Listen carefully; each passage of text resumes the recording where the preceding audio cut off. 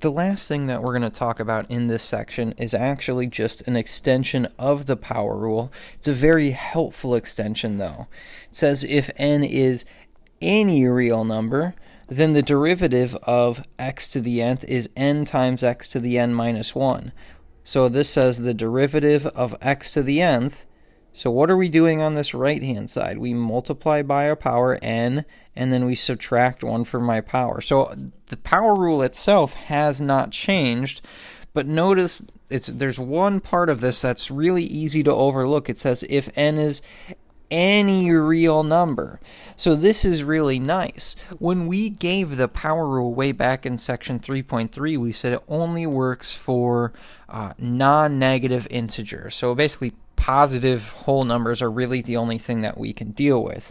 But now this works for exponents which are fractions, which are not whole numbers, and fractions which are negative numbers as well. So this general power rule is really, really nice. The steps themselves, again, have not changed. We multiply by our power and then subtract 1 from our power. We are just going to have to be careful with the types of numbers that we're working with, though, because it can be easy to make a mistake, especially with those negative numbers. And we'll take a look at a few examples like that. And in order to make use of this generalized power rule, we have some exponent rule reminders. The first is if you have 1 over x to the nth, so if you have x to the nth in the denominator, you can bump that x to the nth up to the numerator by making the exponent negative. So I can rewrite that as x to the minus n power. Now, I could take the derivative of 1 over x to the nth using the quotient rule if I wanted to, but it's not always the fastest or easiest way to find a derivative. There may be times when we prefer to use the negative exponent so that we can use the power rule. Over here on this left-hand side, I cannot take the derivative of that using the power rule. It only works if your power of x is in the numerator. It will not work if your x is in the denominator. So we do need to rewrite that. And then to deal with radicals as well, if I have the bth root of x to the a power, I can rewrite that as x to the a over b power. So I can take any root, any simple root function, and rewrite it as x raised to some rational exponent. So here, the numerator of my fraction over here is just the power of x, and then b, the denominator, that is the index of the root. So that's the kind of root that we're taking, whether it's this square root or the fourth root or the cubed root or whatever. And so just to show you a quick example before we look at some more complicated ones here, just to show that this general power rule works, we gave as a hint earlier on, I believe in 3.3, we said, hey, the derivative of square root of x is 1 over 2 radical x. And I didn't really give any justification at the time. I said, you know what, this is just sort of a hint. You sort of just have to trust me on this one. But with this general power rule, I can actually prove that this is the case now. So if I start with y equals square root of x, I'm going to first of all use this second property of exponents to rewrite this as x. Now my power, if there's not 1 currently written, I'm assuming it's a 1, so 1 over, and then what kind of root do we have? Well, we don't have an index written, and if we don't have an index written, we're saying it's a square root, so we're kind of assuming that there's like an imaginary 2 there. So a square root has an index of 2. This is really x to the 1/2 power. So I've rewritten my problem in this form of x to the nth, which is how it needs to look if I'm going to use my general power rule. Now I can do the same thing that my power rule always says to do when I take the derivative.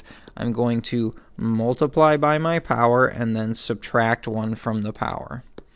So y prime, I'm going to multiply by my power. I will multiply by 1/2 x, and then I'll subtract 1 from my power. So subtracting 1 would give me negative 1/2. Now, you could probably leave your answer like this. I think, though, I just want to show entirely how this is equal to our derivative over there. So I'm going to take a few more steps. First of all, I'm going to use that first exponent rule to deal with this negative exponent. And even if we were just finding the derivative, I would still encourage you to rewrite this negative exponent as a positive exponent, just because if we wanted to work with this function algebraically after the fact, we don't have a lot of experience working with negative exponents like this. So I think it's a lot easier to rewrite it with a positive exponent because that's something that we're more familiar with. We're less likely to make a mistake that way. So if I want to take a negative exponent, what happens? The negative exponent, when I bump it down to the denominator, my exponent becomes positive. So that's exactly what I'm going to do here. 1 over 2x to the 1/2 power. So this is probably, oops, I'm not sure why that happened, 1/2 power. This is probably how I would write my answer here if I'm showing my work for the derivative. But you might still say, boy, that doesn't quite look like our derivative over here. But we said earlier, we said square root of x, that's just equal to x to the 1/2.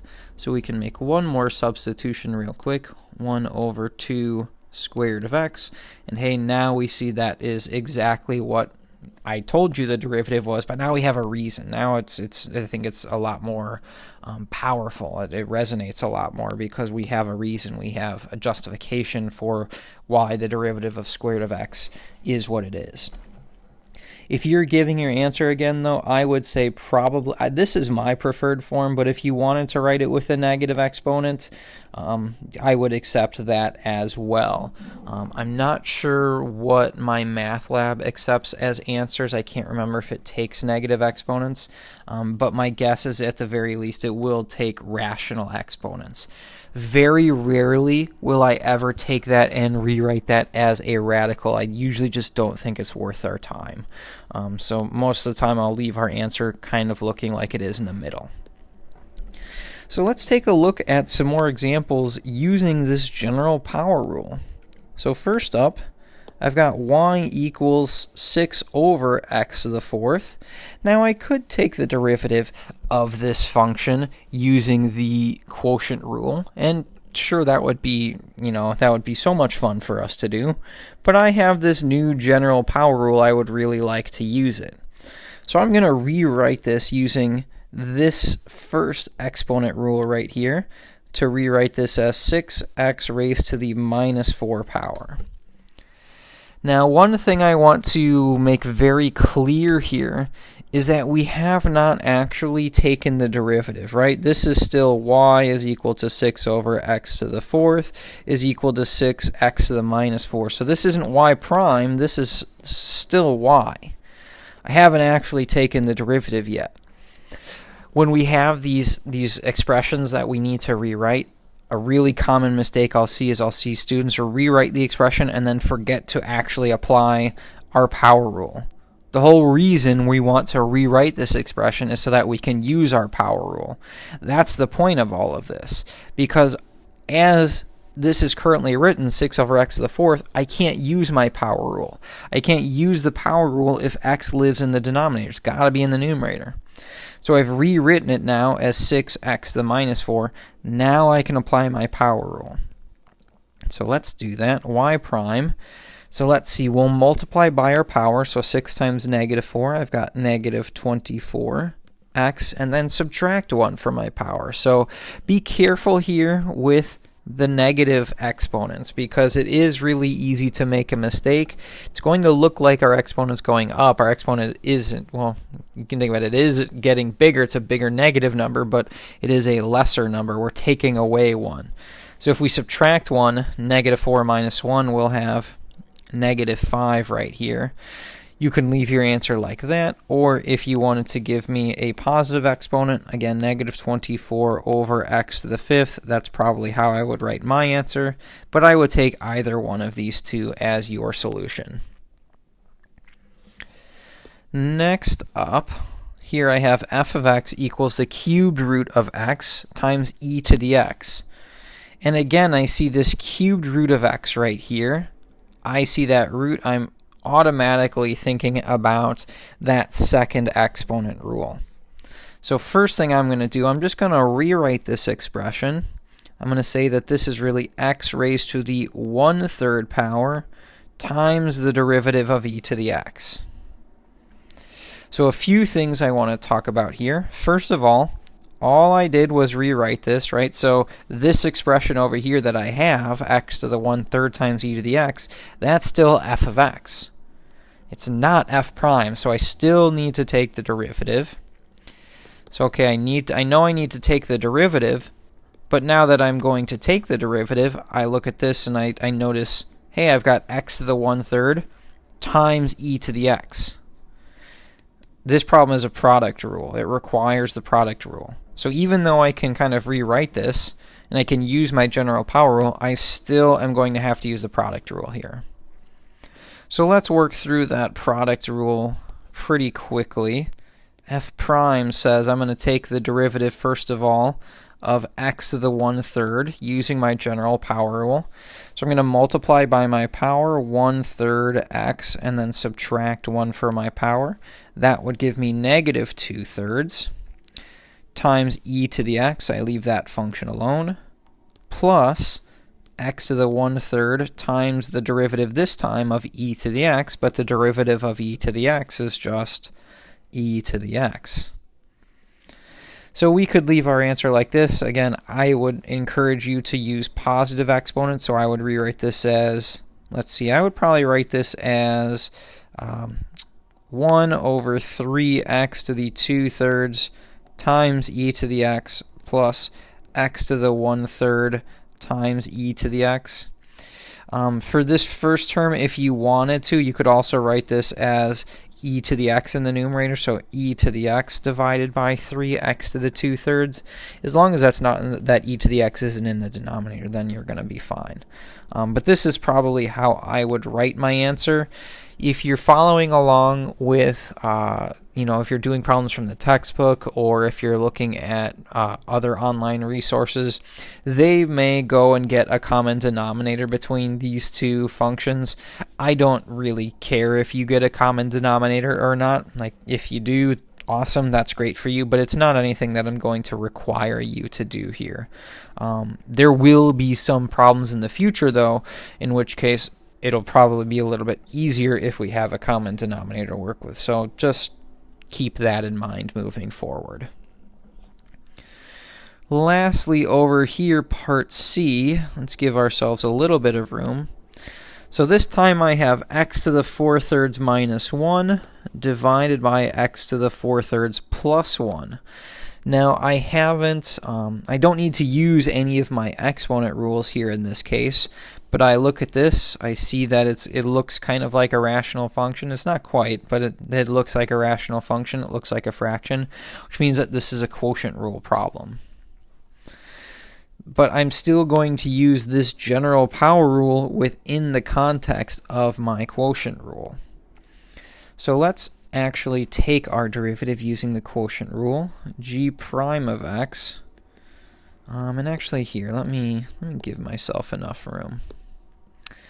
G prime of x, low, so this is going to be x to the 4/3 plus 1, d high, derivative of my numerator, so the derivative of x to the 4/3 using that general power rule, I should have 4/3 times x, subtract 1 for my power, I have x to the 1/3 power, minus high, that's my x to the 4/3 minus 1, d low, derivative of our denominator, will actually have the same thing. We'll have 4/3 x to the 1/3, and then derivative of plus 1 would be 0, divided by x to the 4/3 plus 1, quantity squared.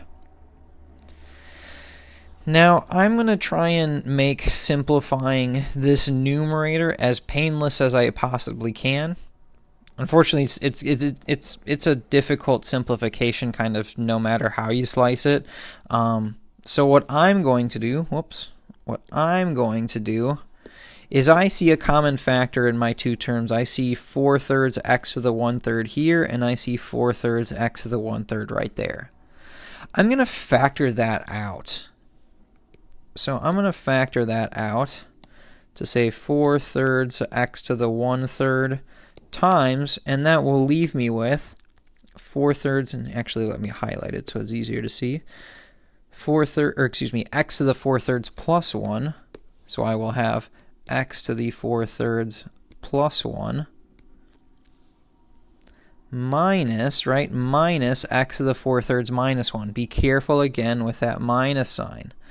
So let's see, minus x to the 4/3 minus 1. And I want to actually show that I'm multiplying this 4/3 x to the 1/3 by that whole numerator. So I'm going to use either brackets or another set of parentheses. It doesn't really matter which one we use here in this case. And then my denominator, I'm going to leave that exactly the same. This will be x to the 4/3 plus 1 quantity squared. In my numerator, I'll take that minus sign, I'll distribute that through, and then let's see, I have x to the 4/3 plus negative x to the 4/3, those two cancel. 1 plus 1 gives me 2, so let's see, I will have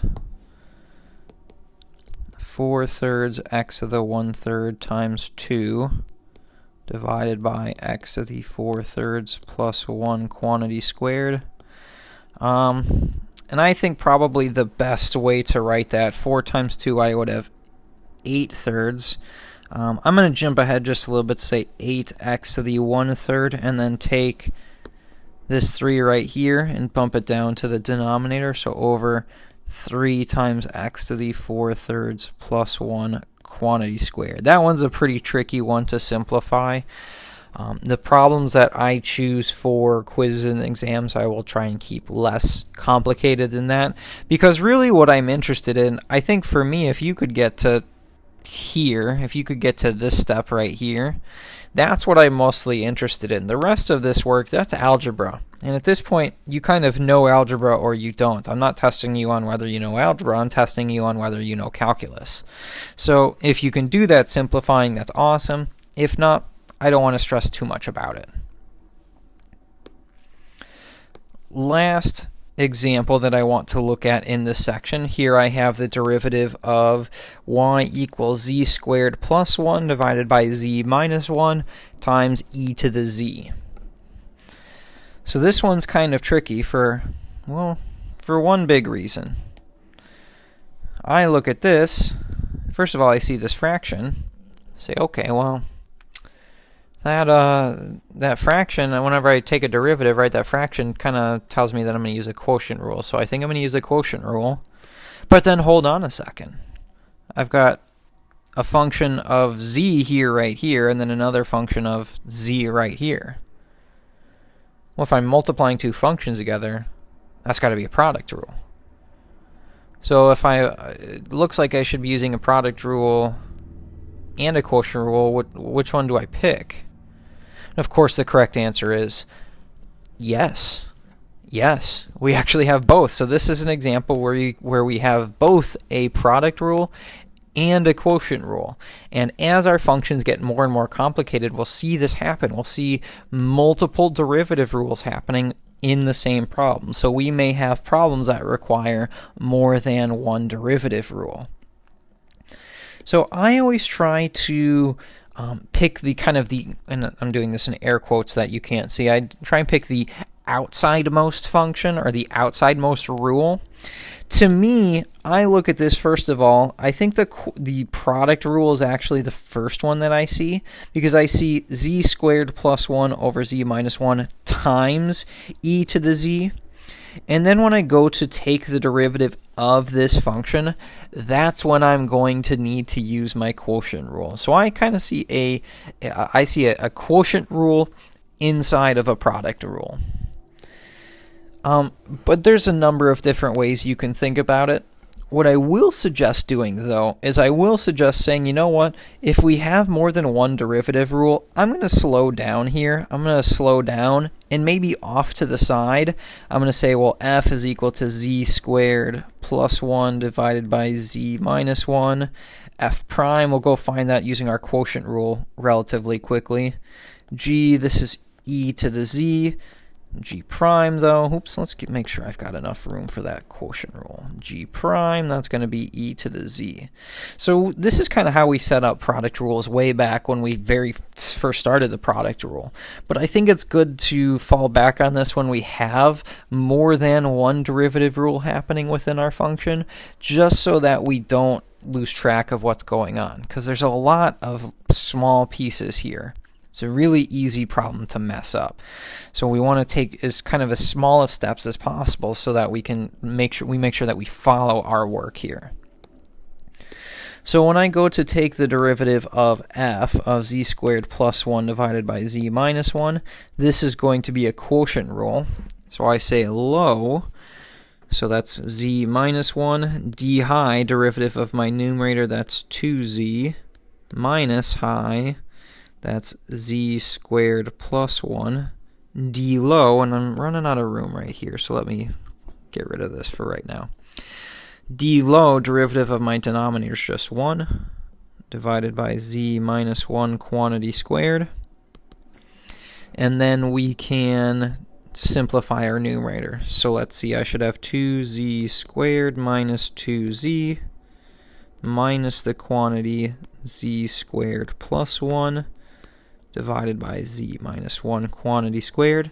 I'm going to take that minus sign, distribute that through, combine our like terms. So let's see, I should have z squared minus 2z minus 1 divided by z minus 1 quantity squared. Does that numerator factor? No, it just looks like it should, but it doesn't. No. Okay. And then I erased g. Actually, let me write that over here. G is e to the z. G prime is e to the z. Oh my goodness. Okay. So I've done all this setup work over here, but the reason that setup work is important is we kind of go back to this problem and we say, okay, well, what were we trying to do? We were trying to get ready to use our product rule, right? We had f, we had g. So just to recall for a moment, remember the product rule says f prime times g plus f times g prime.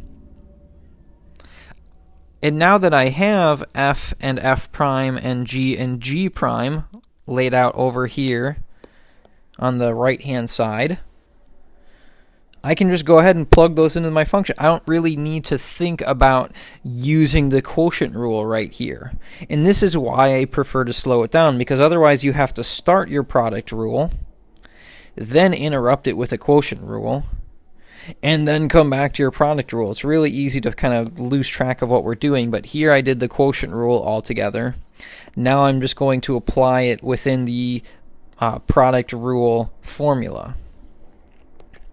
So let's do that here. F prime. So F prime, that is this guy right here. So it is z squared minus 2z minus 1 divided by z minus 1 quantity squared times g. Well, what's g? G is just e to the z. So times e to the z plus, e to the z plus f. Well, what's f? F is this guy right here. So that's z squared plus 1 divided by z minus 1 times g prime. What's g prime? G prime is just e to the z, so times e to the z. If you wanted to leave your answer like this, at this point I think that's fine. When we have more than one derivative rule, I'm not going to ask you to simplify your answer a great deal because the actual problem itself was complicated enough. I don't want to get bogged down with algebra after the fact. If you wanted to simplify it, really the only thing I would recommend doing is I have this common factor of e to the z. I might just suggest, hey, why don't we factor that out? e to the z, and that would leave me with z squared minus 2z minus 1 divided by z minus 1 quantity squared plus z squared plus 1 divided by z minus 1. If you really wanted to go above and beyond, you could get a common denominator right here. This term over here, you would just have to multiply by z minus 1 over z minus 1. I'm not going to do that, though, just because that's a lot of work, and this video's already been pretty long. But again, just kind of keep an eye out if you're looking at other resources online, or if you're kind of getting help within my math lab. You may see them find a common denominator. I'm not going to ask you to get a common denominator, so just keep that in mind. I really want you to focus in on the actual derivative, the process of using both the product rule and the quotient rule together, because that, I think, is the hardest part, and that's the part that I really want us to focus on and learn, because we'll be using quite a bit going forward.